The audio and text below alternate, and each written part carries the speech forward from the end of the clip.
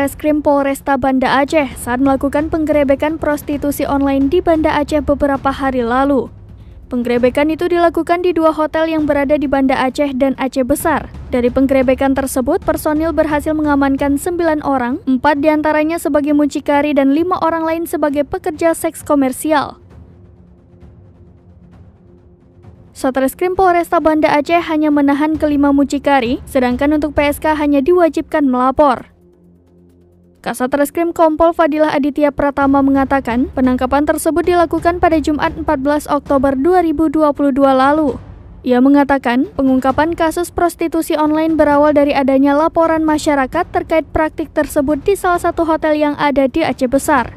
Berawal dari laporan tersebut, pihaknya kemudian melakukan serangkaian penyelidikan dan pendalaman kasus tersebut. Setelah 1 pekan melakukan pendalaman, baru kemudian pada Jumat 14 Oktober 2022, polisi melakukan penyamaran dan bertransaksi dengan mucikari yang menyediakan. Kasus ini sudah berjalan dari pengakuannya 3 kali, ya. Kalau 3 kali, yang ini yang ketiga kali. Untuk yang dua kali sebelumnya kami masih lakukan pendalaman. Untuk di kejadian ini kita memang melakukan undercover, ya. Sudah. Belum, mama di kamar ya. Nomor berapa? Nomor berapa? Nomor ya? Nomor berapa? Oke, depan nih.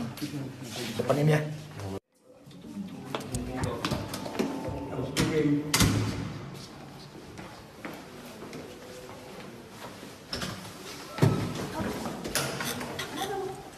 Apa ini? Dari polres.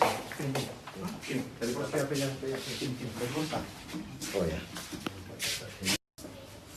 Ini tas siapa? Yang putih tas aku. Buka. Oh bukan, ini tas kawan.